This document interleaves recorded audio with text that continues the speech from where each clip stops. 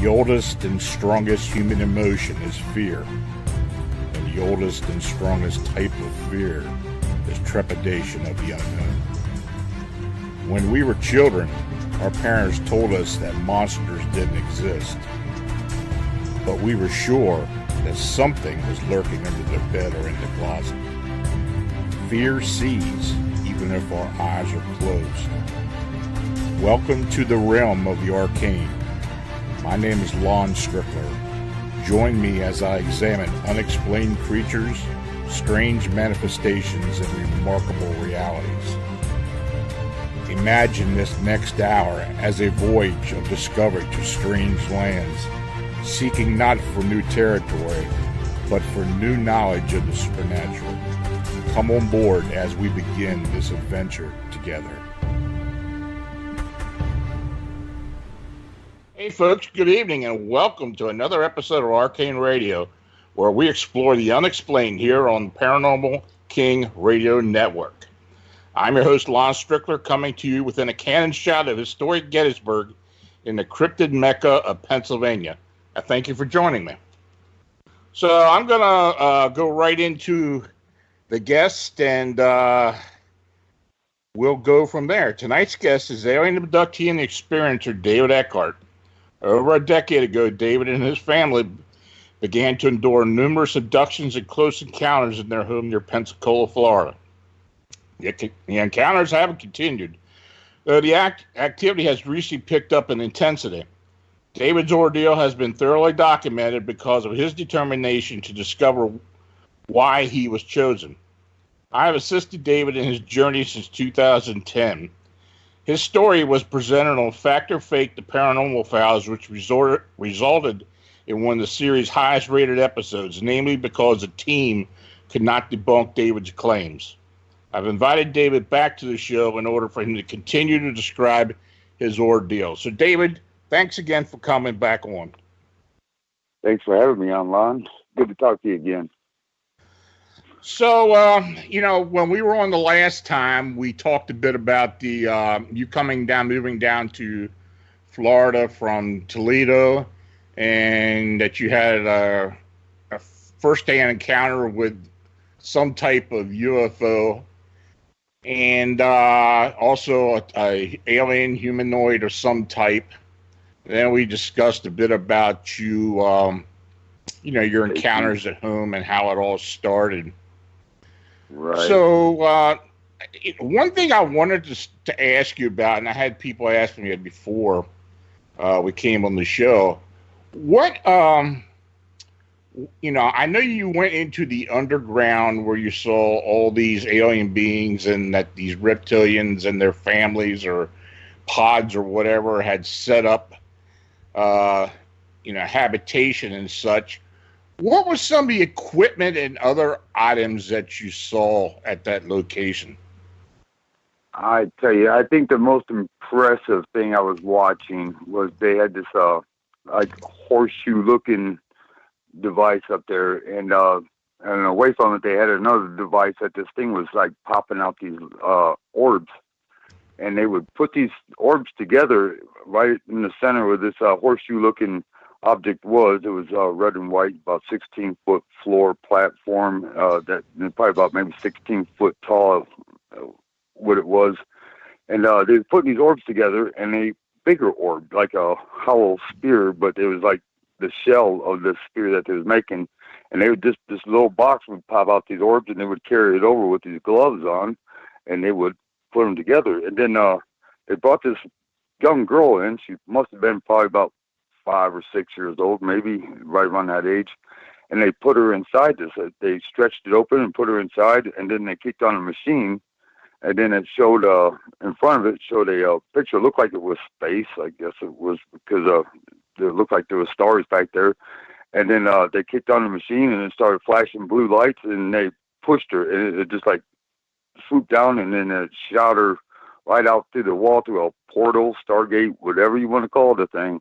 And it just took off into like a ball of light. Wherever she was going, I don't know. It's like, but I watched that thing, and it took them about 30 minutes to do this all process. And then, they was kind of strolling me through there. But you know, they always take me with armed guards. I don't know what they expect is going to happen, but it was taking me to go see something was going to happen in the future, I guess. So they brought me into this really, really huge room, and they had all kinds of computers and stuff that was going on in there, and there was people sitting there, not people, but yeah, some were people, but mainly entities like you know, reptilians and maybe some grays and stuff like that. But and they would show me some stuff on a screen in there. They had two screens going, and things I should not talk about, but they showed me some stuff. I didn't know what I was exactly looking at, what they were trying to show me, but they showed it to me anyways. I was so close to it, you know, you could feel like he was actually there almost, like if you ever seen that Star Wars movie where they was flying around through the Death Star and stuff, and if you were sitting in the front row of that movie, you could feel like yourself moving with the X-Wing fighter that was cruising to the Death Star, you know, trenches and stuff like that. But that's what it felt like to me. So it felt like a boat, I guess, almost. But that's how close I was to the screen. But that was pretty impressive there. And then one time that they was taking me through to these big caverns, I mean, real big ones. There was machine tunneled out for sure. And they had like trains down there, or like a subway. No, they had like a bullet train down there where I was at, and that's what it looked like to me. And they brought me up into a room, and it had like some chemistry stuff up on black shelves in there, and then and some other instruments. But it wasn't really loaded down with a bunch of stuff, because I always look for things to try to take. But this, you know, to prove I was there. But you know, everything's tied down and everything's to a very bare minimum. But I remember they took my wife with me at this time too, but she was down the hall. I could hear her calling my name, you know, like moaning at the same time, but I knew she was going to be okay. So, you know, once the doctors come in, or whoever's in charge, they put me down again, you know, so I guess I don't remember whatever, and I don't, you know, I go there awake, come back to sleep. Pretty impressive stuff. And then, let's see. And there's I remember they took my whole bed out of the bedroom one time. They was laying in the bed and pretending I was asleep, and I was kind of watching through squinting my eyes what was going on. And the whole wall was like a portal, Stargate, whatever you want to call it, but it looks like a TV screen with that snow on it, but it was green looking. And when they open it up, it's just, you can feel that the pressure change and everything. It's like everything changes instantly. They just walk right on in. And I was sitting there laying there, and there was a female reptilian. And, you know, they kind of look like us, but kind of scaly, you know, kind of tall. And she had a short reptilian, not the same species with her, but I guess he was her apprentice or something like that. And I sat up in the bed because they brought my children down, and they laid them across the bed, you know, crisscrossed.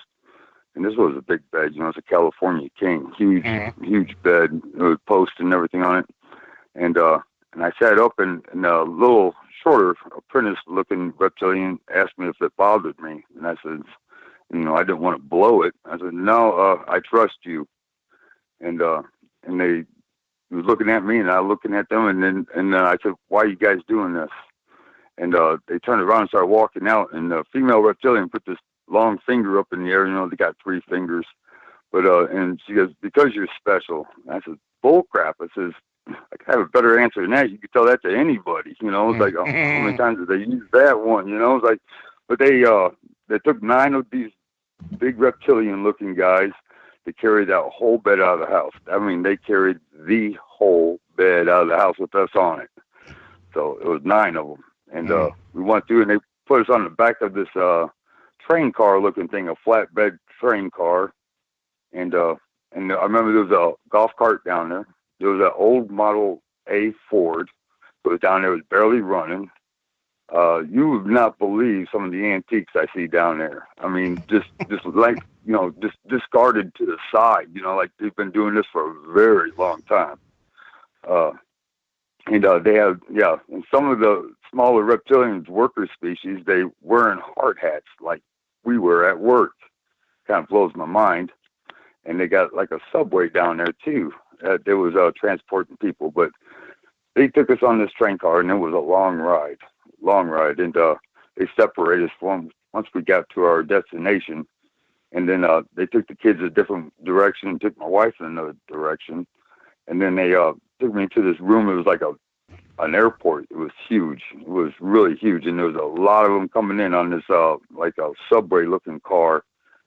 Maybe it looked like it was from the 1980s or something like that, and didn't have no glass in it, and it was full of workers and other species, and they had like a giant Stargate thing going. You could hear it humming, doing the buzzing sound, and you almost feel the energy coming off of it. And they had like 3 big screens there, and these people would walk out on these grates, and they would dial in, and they would just walk right on through, and they just gone. And they had me like suspended up in this blue beam, and they had another person there too. He was suspended up in there too, but I was kind of looking at him, but like it's almost like suffocating, but you feel good at the same time, but you can't move. And so I just kind of looking around and seeing what's going on. And it was like an airport, but it was a Stargate airport. So there's a lot of them coming in and going out. It was the weirdest thing I've seen, but it was pretty cool at the same time. But I was more interested in with the center of the floor with the machine that was running and what kind of power it was, taking to dial in on these places. So, but eventually they got me out of it. Did they ever send you through to any other place? I've been to they sent me to some places I don't know where it was at.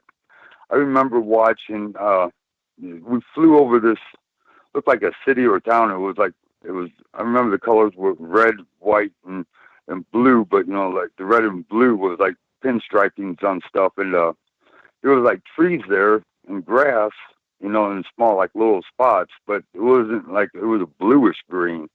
It's like it was, I don't know, it was like it wasn't real, maybe it was, but then there were streets. And they had like transporters that would transport people across the street. Mm-hmm. And I didn't see no traffic, but people were still using it instead of crossing the street. And it was zipping to the other side. It was pretty cool. And they had like mushroom-shaped buildings, and it looked like water towers, but they was buildings. And people were getting in and out of those. That's when they were showing me some information and drilling me with some information, and I didn't know why they was doing it or what even my role was in it. But maybe it's all going to come together one day to a head. I don't know. Yeah. And I'm going to know everything, so I'm hoping. So. Well, you had mentioned to me that you believe you may have been taken to the lunar surface at one point. Yeah, absolutely. And this is going to sound kind of funny, but I remember waking up and I was, if you ever see these Indian things that one of the Indians would be injured, and they make this like thing out of sticks and maybe some canvas and stuff, and they drag the person, behind them. That's what I was on, but I was like upside down on this thing, and they had my wife too. And I remember looking at the dirt, the stick that was dragging in the dirt behind them, and I was looking at things.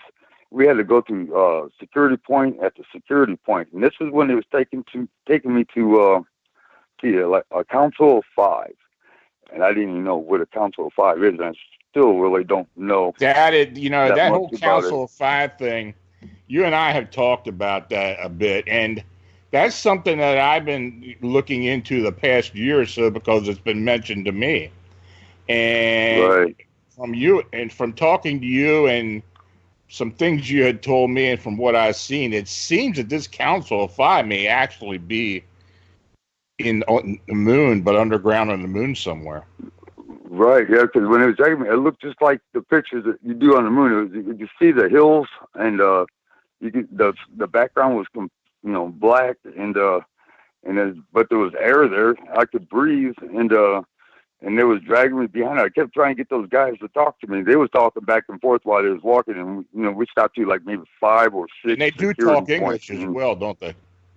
Yes, they do. And where they got the language from, I don't know. Maybe, like I said, the English language must be like the language of the birds. So That's like a universal language. That's the only thing I can think of. I know when I communicated, when I had my lost time experience, where they showed me all these scenarios and stuff I wrote about in the book, they were talking English to me. And when they did talk, okay. Most of the time it was like a telepathy type thing. I knew what they were saying, but when I did hear the language, it was always in English. Yeah, and they talk to each other in English. And there's a lot of humans that's with them too, and they speak, they're speaking English as well. And I over listen to them talk all the time, especially when they stop here or they're waiting for me to go to bed or something. You can hear them talking. It's like it sounds like a clock radio off in the distance when they're talking. That's what it sounds like to me. But I remember this thing came up out of the ground, and it reminded me of Stonehenge. It's like I asked them, so we have something like that where I'm from, and one of them turned around and says, "We know," and I said, like, "What is it?" And they said, "Survey marker." Well, I know what a survey marker is. I didn't want to sound stupid, so I just kept my mouth shut. So, but I'm thinking, Stonehenge, it's a calendar, and it's probably a place where they paid homage to these entities at one time for trade with technology. Yeah. Because they showed me something a long time ago when this first started happening. I think that was happening in Baghdad over there, during the war, and they showed me techniques that the military was using that I had no idea that they was using the techniques, but seemed to be pretty smart and clever with how they was flushing these guys out, and and then I seen a bunch of bodies that were on these gurneys or what you would see, old World War II. They would carry them off in these canvas things, with sticks and everything. They had them stacked up around this Stargate. I mean, not Stargate, but the Stonehenge thing. And it was opening up, and it was carrying these guys through, old soldiers. I don't know if they was dead or alive or what was going on, but I was seeing everything, from a distance. And it was a Stonehenge. It definitely was Stonehenge. And it was opening up like a Stargate, and it was carrying all these guys through with bodies or whatever. So I don't know if these guys are playing a role in these wars or what, or they harvesting the DNA from these soldiers after they die, or if they're still alive, So I only got parts, I only get parts of information. I got to try to put it together, from other incidences that happen.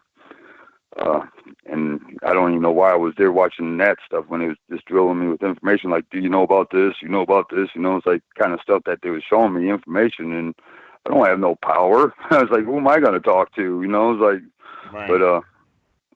But it's pretty interesting stuff the way they do it. And these portals and Stargates, I sure like to be able to create one myself. I've never been able to walk into it by myself, but I have ran out of one before. So right back into my bedroom. Yeah, that's that was that story when they took me out and put me on this gurney, and this thing opened up by my dresser, and it went down to like a hallway, 8 foot by 8 foot. It was sort of square, and it kind of just swooped down like in a hill type, and they was rolling me down through there, and there was reptilians working on humans on the side where the walls were, and they were still on the gurneys, like they was just brought in a shipment of people, and it was catching up on what they was doing. There was this, I remember watching this heavy set fella, and he was laying on his belly, and his back was facing up. It was a female reptilian, and she was kind of maybe 5'4", and he had this rod shoved up in his back, and she was getting mad. And she pulled the rod out, and she threw it on the floor, and then she stuck her fingers into the incision, and she peeled up part of his back. I mean, just ripped the incision open big, and she shoved her whole hand and arm up in his back, and she pulled out this thing, and she says, "I got it." And I said, "Oh, hell no." I rode off this gurney and took off. I was going down. I didn't know which way I was going. I just going back the same way I came in there. And I walked right through a wall, right into my bedroom. And I spun around, and I was waiting for him to come through. I was like, I was not going to go do that. You thought they were going to chase you back. Yes, I did, and no one ever came through. So, and I woke up my wife, and she told me to get back in bed and everything. It was like, man. But well, you've talked to me about the experimentation and the surgeries and such that you witnessed, and then they disposed of the bodies through this this tubular like chamber. It was huge. It was a huge facility. I mean, as far as I could see, and it had this thing on the ceiling. It was like a half moon shaped, and it was silver, and it was like vacuuming up these bodies that'd been drained of all the fluids. You know, they look like mummies. It was like really light down there, and then they had like burners down there, and it was like they were stationed out every 4 of them in a row. I mean, there was pretty huge steel doors on these things, and these shorter reptilians, and when we're tossing these bodies in there, burning them, you know, it's like, it's as fast as they could do. You could see that it was hot. It was glowing red.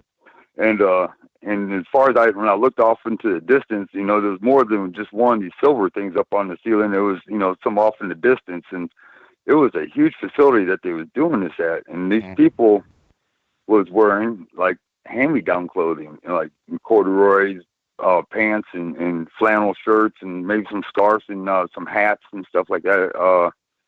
And they didn't look like they was real healthy. They was kind of pale looking and skinny, but and it was like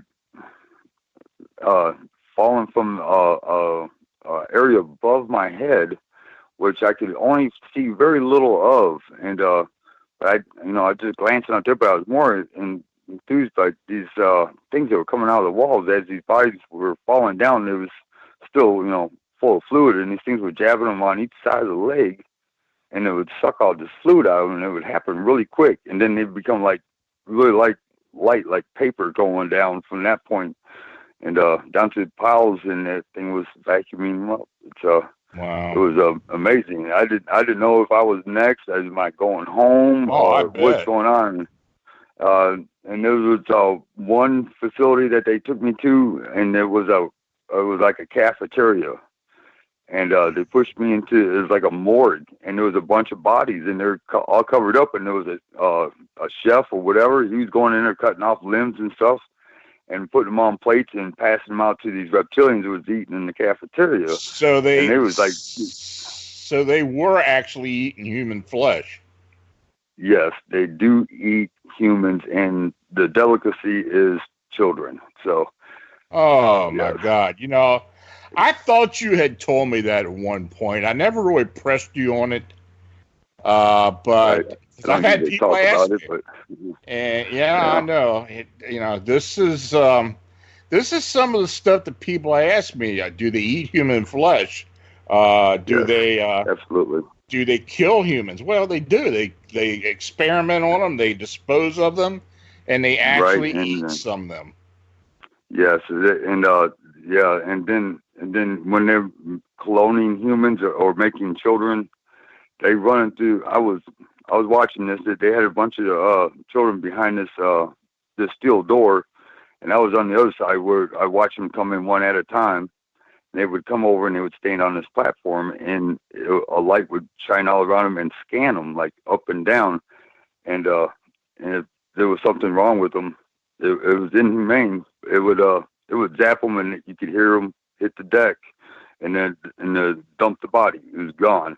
And then the next child, they had no idea that this was going to happen to them, and it was tough to watch because some of them, you know, the children, you know, like I'm saying, it was just tough to watch, and it was hard to watch that as well. And they'll make these children for like living dolls for their children, you know, like the reptilian children, for a playmate, you know. And then when, you know, after time goes by, they'll send them off to be processed. You know. Lord. Yeah, you know, it's and they'll use them as slave material and everything else like that. You know, keep the house clean and everything else like that. Or they'll have them keep an eye on the little babies. You know, they'll make them, you know, hold them and rock them and give them attention because I guess they die if they don't get any love. If a child doesn't get any love, that they'll just die. So they have to have. They don't care about humans that much, so they'll put the children there to take care of the babies, you know, to look after them. And that's part of their economy. They're using we're a commodity to them. Yeah. So, and I recently got information that they also use our DNA to help their soldiers out or whatever. That apparently they've been at war for a long time with somebody else. I don't know who. I don't know who's the good guys. I don't know who the bad guys are, but they might be traveling in time. I don't know for sure, but they are harvesting DNA to make more soldiers and to help repair their soldiers. So some kind of war has been going on for a long time, a conflict with somebody. I don't know who. So, well, you know, recently you've been seeing a lot more of humans or possible engineered human hybrids or whatever come into your home as well. It seems that several of these races are working together. Right. Yeah, they seem to be. There's a species now. I don't know if they're fitting the description of maybe Dracos, but I have not seen the wings. That people describe for the Dracos. They don't. These guys usually I can fool them and stuff and do what I do, but these guys they're not putting up with my crap. So they just go ahead and put me down. Didn't have to deal with. Now, when you say put you down, they literally knock you out, right? Yeah, I mean, and it happens so quick. Next thing you know, I'm waking up. I could be on the floor. Anywhere I'm at. If they want to do something, they don't try to wait anymore. They just go ahead and put me down. So, and they know what time I got to be at work and everything. So they'll get me. Sometimes they'll be late for me. It's like, man, but yeah, they're not putting up with my crap. So, but they know all about me. They have an affidavit of information that about me. So, and they've been reading it. I'll be listening to them read it. So, what to expect from me? So, and these guys ain't putting up with it. Let me tell you what happened to me. Not too long ago, I was outside working. I was after dark. I was working in my garden, and I decided to mess with some guys that were here. This ain't the group that was here right now that shows up. And I knocked on the window of my bedroom. And I knocked on it. I says, "Hey," and then I did it a second time. Knocked on it. I go, "Hey," and then the third time I did it, the blinds opened up and somebody was looking out. I didn't see who it was. I just waved to them. I walked away, holding my stomach. I'm like, "Oh my God!" I said, "I got to go in the house," but because sometimes it gets spooky because man, they just do things that when they get mad at me that. One time I thought they got a hold of one of my guns, but because they set it off, something that sounded like a gun in my room, and because I was pretending I was going to work because I was trying to get some good video of them. So I went outside and I got my phone ready, my camera, and then I turned around and walked right back inside the house and went straight into my room, and then I put it on with a high, powered spotlight, and I was shining them on them, trying to get video of them, and all of a sudden they just like a gunshot went off, and I hit the deck. And I was like, oh my God, they got my gun. And then I was looking around. I just went to work from there. So that was kind of spooked to come back home, just find out what's going to happen. But for 3 days, every time I wasn't expecting it, it sounded like a gunshot going off. Boom. And it's like, man, for 3 days, that's how I really made them mad that time. But, yeah, so they can be tricked, and because they don't always send the best of the best to come and get me. But the group that's here now, they're like the Green Berets of entities. So they're not. Yeah, it is interesting that they do change up groups and bring different ones in there. Yeah, it just seems like they're leasing out the slot. It's like, okay, you go in and do what you got to do, but they have heavy rules what they're allowed to do and what they're not allowed to do. Right. And I'm still trying to find out who's making the rules. And I'm guessing it might be the Council of Five. Because when they brought me out there to go see the Council of Five, there was a woman, I believe it was a woman that drew a picture and I sent to you. And it was the exact room. I swear it's the exact room. I was there and I was standing at the end of that table. And it was like, remind me of like Star Wars, of all these different entities that was there, and they're all talking at one time. Right. And there was some monkeys looking guys, and they was trying to figure out what they were saying. And one of these grades come up and put a wand up to his head, and the whole room could understand what he was saying. And I'm like thinking, the planet of the apes. I'm like, this is strange. And I was getting upset because they was talking to these guys and it wasn't talking to me. It's monkeys, you know what I'm saying? So I don't consider myself a little higher than a monkey. But and I don't know if I ever got to see him or talk to him or what happened, because it went blank after a while. I don't remember a whole bunch after that point, and so I really don't. But evidently they brought me back. I think they was trying to decide whether they're going to keep me there or send me back and take their chances. I don't know, because I know all about what's going on and what they're doing and what they look like and everything else. So I think that's what they was trying to decide on. That's the biggest guess I have, the closest thing I have to that. We got a question, and I'm going to kind of tie it in with what I want to do next. I had a question that said, why do you think that you won't be sacrificed? I'm thinking that it has something to do with breeding. Now, they have attempted, and they have, you believe, successfully bred with you. Can you kind of tell us a little bit about that? Well, the very first time I remembered is I was living in Gulf Breeze, and they have this Ed Walter craft or a picture of one that they said that he faked. No, I had seen a picture of 3 of them, but I seen them together, 3 of them. And matter of fact, the guy from Newfound showed me a picture he had in Ed Walter's book that he wrote about Gulf Breeze UFOs. And I was abducted within the 2 weeks after that incident happened out in the woods, and I wasn't the only one. There was a bunch of people walking down the street. It was at night, and I was like, everything was kind of quiet, but you could watch these people walking down the street. And I'm walking. I don't even know why I'm walking down the street, but then I walked into this landed craft, and I go up in there, and it was like bigger in the inside than it was on the outside. It was like I was totally different place. But they put me in this room. I had like chairs, they had a low back to it, and it was kind of high, that you could put your feet on the second thing and sit there comfortably. But they was like interrogating me, and I don't remember exactly what they was asking me, and there was, and who I was and everything else.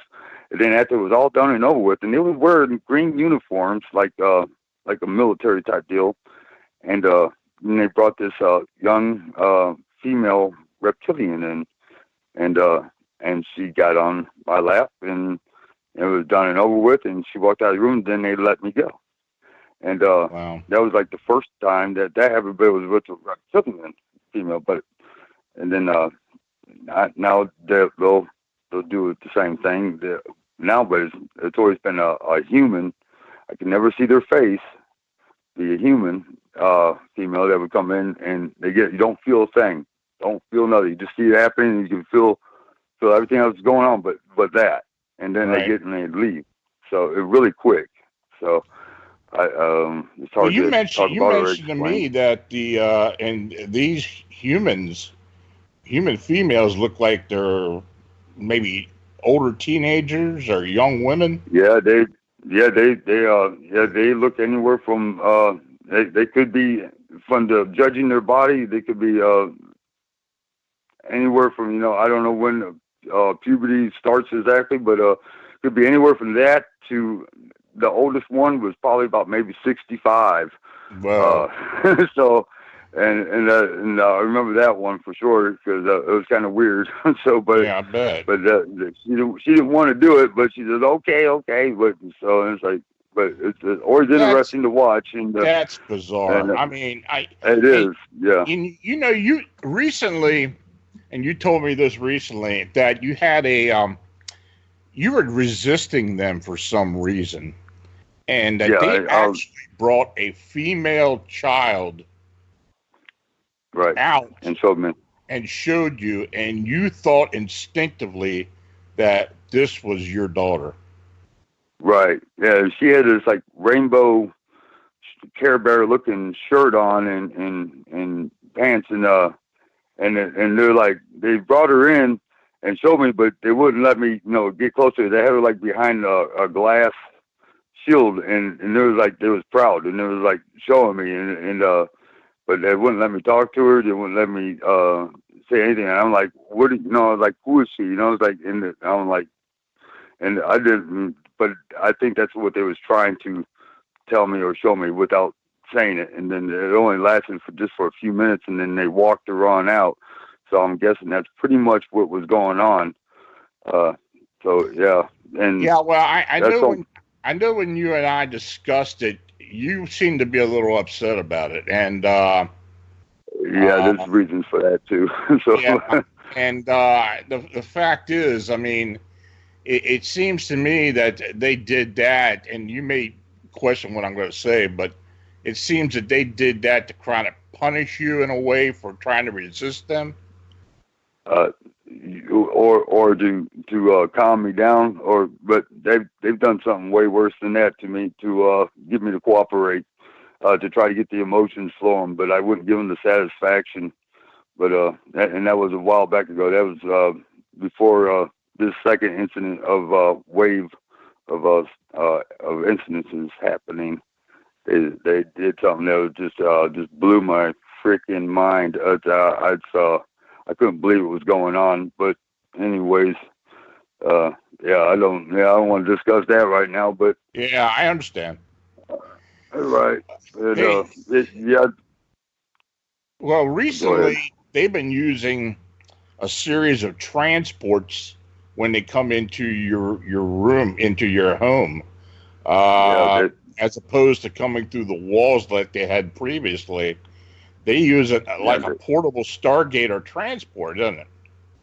Yeah. It's like 3 different ones will open up at the same time, and then one will open up in my bathroom. And one time, let me tell you about this. I was sitting in my office at my computer, and I heard the female talking. Mm-hmm. And my door to my office was open, and I could see through my living room all the way up to my dining room table, and there was a female there combing her hair in my mirror, because I got a mirror right there where my table is. And she's combing, and she's just talking to this older female, just talking away while she's combing her hair. I'm like, I got my phone out, and I got some footage. It's kind of blurry a little bit, but I was trying my best because the rest of the house was dark. And I walked in there, and I was trying to talk to her. I couldn't see her, but they figured out that I spotted them. And then I walked in there trying to talk to her. And then I walked over by one of my trees, and I pulled back the tree, and there was like a hole in my wall, and I could see down. It must have been about maybe 30 or 40 different types of entities down there, and they all turned around and looked at me. I'm looking at them. It was like they didn't know what to do, and I didn't know what to do. Right. So I just backed off real slow. So I didn't know what to expect from that. And then I just wanted to get back at my desk, and I put, got my cell phone out and tried to record just in case something else happened, but nothing else happened. And let me tell you about this. Kind of was right at the same time. I got up for work, getting ready for work, and I'm the only one in the house, and all of a sudden I hear 2 girls talking back and forth with each other, and they go into my bathroom, which is right next to my bedroom where I was getting dressed, and they close the door, and my heart goes to thumping, because I didn't know what to say or what to do. I was not ready for this. I was just gotten up and getting ready for work, and I walked up to the bathroom door, and I pushed it open, and nobody was in there. And I was relieved, because I was relieved because I didn't know what I was going to say to them. So right. But they sounded young, because they was talking back and forth like some teenagers were. It was like, and it was like that was the trip. I mean, it's like I'm glad they wasn't in there when I opened the door, because I didn't know what I was going to say to them. So I did not know. So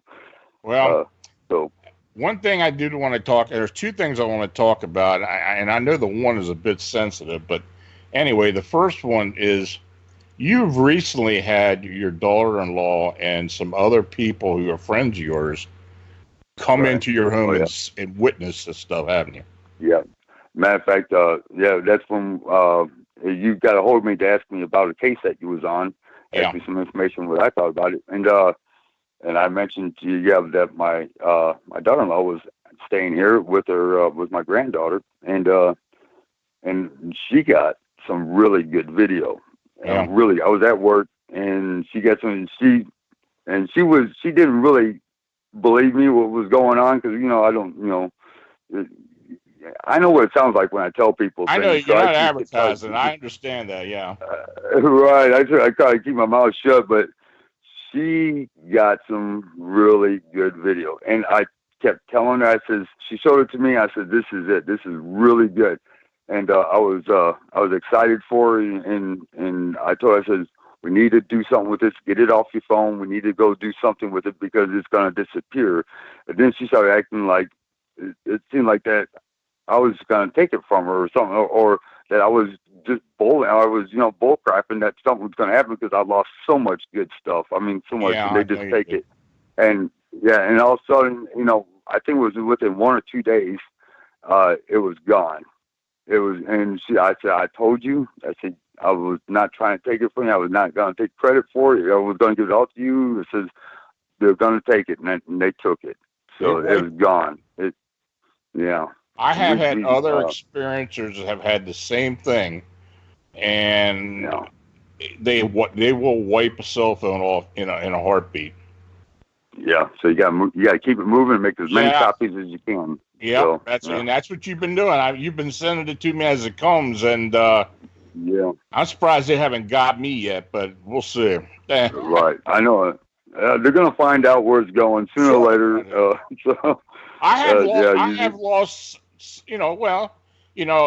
I have asked you before about the original stuff that I had gotten from you, and the stuff I had posted on YouTube. That was gone. That was actually off YouTube, and I never have been able to find out where that went to, and YouTube has no idea what happened to it. I believe it. And you know what? I got like 10 copies of that one. It was one that Fact or Fake used with the floating entity. And you know what? I got to dissect that with better technology that we got now. And that wasn't floating there. It was a female with really long legs, and there was somebody standing in front of her that was invisible. And there was a bunch more in there, and they was all standing at the window, looking in like it was a portal, a Stargate right there. So there was I got to dissect it. I always waited for somebody else to dissect this stuff, and I thought there was better technology at that time that there's people that would be enthusiastic to tear apart my videos and drag it out, and find out what was really going on. And I got to do the stuff myself. So but if I do it myself, then people question it. And then this is also, if it's really grainy pictures, people complain that it's grainy. And then if I get really clear pictures, then they like, oh, that was fake. It's like, oh my God. So you can't please them one way or the other, it's like, and, but everything, Yeah, there's something that happened recently, and after you and I discussed it, I decided not to put it out there because, you didn't want any problems. But what happened was, and I'm going to mention it first, and then you can talk about it if you want to. But you captured an image of a young human child, and several of them. And it was really clear. And they were clear. They were very clear. And I showed my team, and I still have them. But it seems to me, now I don't know how you feel about this, it seems to me that you have been shown abducted children. Right. It could be hybrid or abducted. I don't know. In some pictures, that child looked like he had a mask on in Chinese. Right. And some of the other children that was in the picture, that it's easier for me to see because I've been looking at it for so long. They had masks on too, but that one I didn't even see them when it was happening. It's like you see in phases of things as it comes in and out because it's not really a steady stream of invisibility that they have and how they do it. But I'm getting close. It won't be long before I will build the machine that they are using for invisibility because that's what my main study is on them right now. So I figured out how they're doing that. Just building a machine to do it, and I pretty much know the frequency. So that's great. So I mean, it's some of the things you have done have been pretty ingenious. The thing when you originally started using the smoke machine to start seeing some of the grays that were coming through, that was very cool. And I mean, they have really put you through an ordeal as far as trying to photograph or video any of these or record any of these entities. Yeah, how many camcorders did they blow up on you? I've lost a lot of camcorders and stuff. They just go down and they just never cease to keep working in cell phones. Oh my God, I go through cell phones like crazy. Yeah, I know you and do. I've listened. They discussed the problems among themselves on how to deal with it. And I even told them, I said, you don't want me to get on video, you can come and talk to me and I'll help you out. It's like, and so if I can do it, somebody else is going to be able to do it. So, but I try to gain an alliance with them since the very beginning. Right. Not that I agree with everything they do. And I know it's their moneymaker and what they're doing, that they've never hurt me or anybody that, well, could be possible, but or anybody I've showed them to. And I've had some company come over that was not believers and stuff like that. That some of my friends brought over. I know David Eckhart. I was like, let's go and check this out. And it's like, and I'll bring them over and I put them on it. I show them to them, and they quit breathing. I have to tell them to start breathing again, and they don't know. I mean, at the present time, I can show them to anybody. And right. and there's one fellow that came with one of my friends that the entities were all over this guy, and he said that he claimed that he was abducted before and everything, and but he was scared. He was scared, and it was all over him. And they'll be touching my company, and they'll be like jumping around. You would think it was poltergeist, like when everything I ever grew up to know about poltergeist. That's what it's like, but it's not. It's them. And the one guy was sitting there, he was squinting his eyes, and I show him to him. He's shaking his head, and it's like, how do you live and deal with this every single day? I says, I have no choice.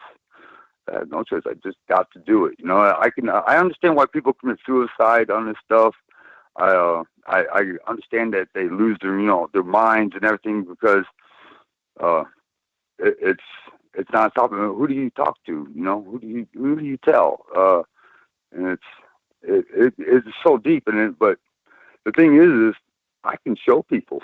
Yeah. I can show it to them, and it just blows their mind. Even the hardcore non-believers, and they don't know what to say after that.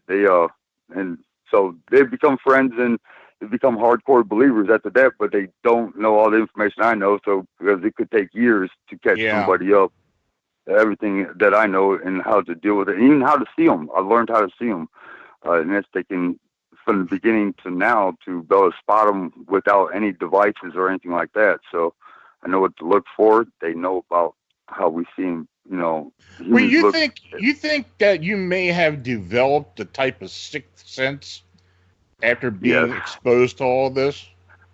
Yes, I it usually takes 2 weeks for the human mind to make a change. But yeah, I forced myself to learn how to see them without any devices and what to recognize and everything else. And when they're there, I can see them, but some people can't. But if I use a device, like a reflective bowl or something like that, slow down the speed of light for them, and I can show them. And what I've been using here recently is a water jug. Fill it all the way up, a 1 gallon water jug, and I'll fill it up full of water. And it takes the image of the whole room and projects it right in the middle. Right. And it's so hard for them to block that out because I can use a reflective device, and all they got to do is crowd up around it with their invisibility, and then it gets all grainy. Yeah. That's them doing that. That's not my camera. It's them doing it. But yes, I developed my own way of seeing them and detecting them. And plus, my left ear will ring when they get closer to me. It gets louder and louder. Why I do not know.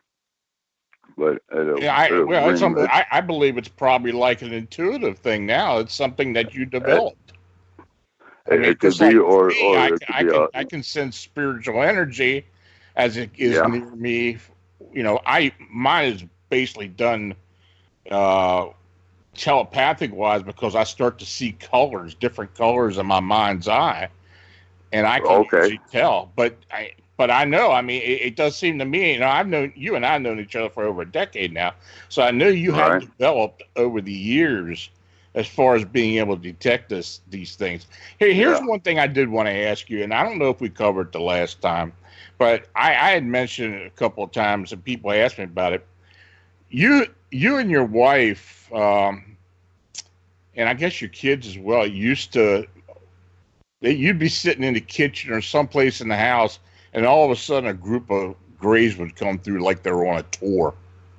Yeah. There was a female. What it was like a female reptilian, like if she was selling my house, but she'd be taking them to a tour on the house, and you can follow them around, and you could see the apparitions of them talking, and she'd be doing all the talking like it was either she was selling the house or it was an historical place, and it's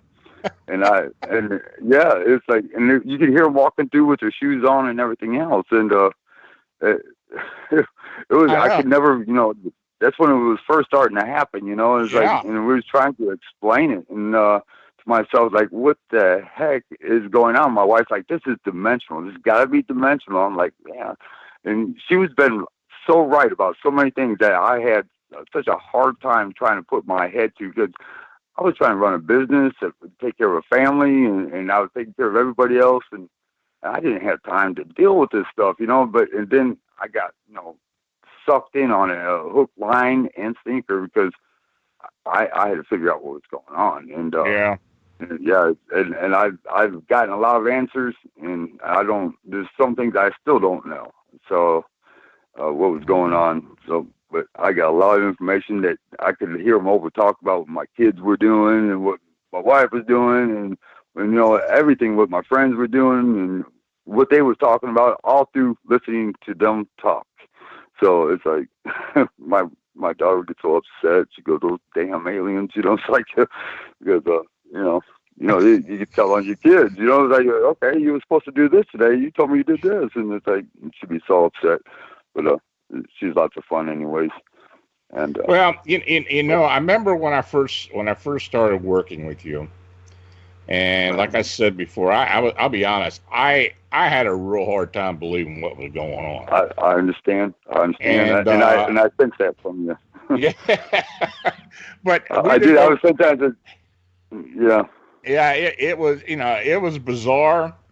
I know you had contacted MUFON and others, and they weren't interested in what you were talking about, and but I will tell you one thing, and you know this. I almost had to have been granted permission to work with you by these beings. Really, that's amazing. That's amazing, and every time I got off the phone with you, and I was trying to tell you, and I was probably too comfortable with you, and I was like, this guy thinks I'm nuts. I know he thinks I'm nuts, man. It's like, the whole time, it's like, but it takes time to build a relationship that you can trust somebody, and I had to talk to it with somebody about it, somebody that had some kind of information, or that would even just listen to me, It's like, right.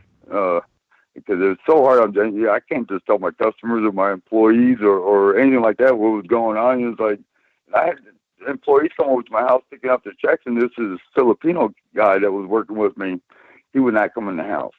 Is that right? He came in the house one time, but he would not come in the house anymore. And I said, why won't you come in the house? And he said, Dave, I seen something in your house. It says a dark shadow standing on your staircase. I said, really? I said, I think things are going on in there too. He said, Dave, there's something in there. But he would not go in the house. He would sit out in the driveway. He would not come in the house for anything. You couldn't drag him in there with a bulldozer. I swear to God, he would not go in the house. He was I would tell you, they started checking up on me maybe a year or two after you and I started working together. And, I was going through training for to learn how to remote view at the time. Well, yes, this. I remember that. And they blocked me. They blocked me. Every time I tried to do it, they blocked me. And they eventually showed up here, at my old place down in Maryland. And because I remember one night I'm out in the living room, fell asleep in the recliner. And I woke up and these three tall grays are standing beside my chair looking down at me. My dogs are sitting there like nothing happened. They don't know what's going on. I don't know if they were knocked out or whatever. But these these tall grays were standing there looking down at me. And I didn't understand what was going on until then. I thought, well, this is because of David. And when I said, because I said it under my breath, and they left. And it came later, a couple of months later, and my wife then knew that they were there as well. So yeah, it was almost like they were checking me out and giving me permission to go ahead and tell David's story, but do it with some respect and discretion, which I have tried to do. I didn't just come blurting everything out. There's still stuff I'm holding back. There's a bunch of stuff. So, I know that you're reserved on it, and you're reserved on a lot of photos I sent you. Yeah. And it's gonna be I was discussing with you earlier. Maybe we should put what do you call that? Like a scrapbook or something that would flash as it plays or whatever. You can what I think we're going to do the next time I bring you on, maybe in a few months or so, I'm going to put everything together on a web page, and then what we'll do is we'll distribute the web page URL out to everybody, and they can look at it before or during the show and after the show to get an idea of what you're, some of the pictures, some of the photographs and stuff, some of the sketches and drawings, and then we'll go from there. I mean, because you can be on here and talk about it, but some of the visuals, and even just like the older photographs, the older like the entities that were in the bedroom, and then we can go from there. We'll make a special out of that, and we'll go through it with that, like that. So, David, I tell you, it's been an ordeal for you. I understand that. I still have people question me, thinking I'm nuts, thinking you're nuts, but I tell you, people that know me, they know that if I didn't believe what was going on, I wouldn't have been fooling with you. So, maybe one day you and I will write a book together or put something out together. I don't know. I know I've been writing blog posts for years, and then I wrote a chapter in this latest book about your ordeal, but there's a lot more that can be talked about. There's a lot more, and to put it all in context, I thought about doing it myself, and I don't even know where to start. I really don't. It's like, where does it end? And because it hasn't ended yet. It's like, where's the conclusion of everything? Yeah. But sometimes I fear that when they're done with me, that's going to be it for me. Well, that's what scares me. I mean, and I know that's on your mind. But that's what scares me. They're stringing you along until they don't need you anymore. So I don't know. I hope that never comes to pass. I know they have showed you a lot of things about our future. They have showed you scenarios of destruction and so forth that I didn't really want to talk about, and I'm still not going to talk about it in detail. Exactly. That's because I don't know, because I don't want to believe what has been shown to me, so I don't want to believe it. But also knowing the future changes the future, and that's part of that scenario too. Yeah. But it's pretty wild. But and I look for it coming all the time, and I don't have the exact date, but pretty darn close to when it was going to happen. But we were given a time of year when it would happen, and we tried to remote view it. We got a few things, but I'm telling you, I literally think they were blocking me for a lot of this stuff. But Yeah, and you have no doubt about that as well. I know. So, I don't want it to happen. I really don't. I tried to ignore it, but I think that they was trying to do it for a payment for the crap that they put me through. You know, it's like maybe. I think they're trying to think it's helping me, but it really isn't. But I don't even know if I'm supposed to talk about it. So. Yeah. Well, my friend, we're just going to keep on getting on, and as time goes by, I'm quite sure more will happen, and we'll have more to put into the file. But we'll have to wait and see. David, thanks again for being on the show, and you're very welcome. We'll be talking soon. Okay, great. I'll talk now. to you then. Bye-bye. So listeners can show their support for Arcane Radio by becoming a patron. Simply go to phantomsandmonsters.com and click the Podbean patron banner. Arcane Radio also accepts direct donations. Now, if you have an unexplained encounter or sighting, feel free to contact me through the Phantoms and Monsters blog site. My new book, Alien Disclosure, Experiencers Expose Reality, is now available on Amazon.com. And there is a chapter that deals with David and his ordeal. I want to again thank David Eckhart for joining me this evening, and I want to thank you for listening to the show.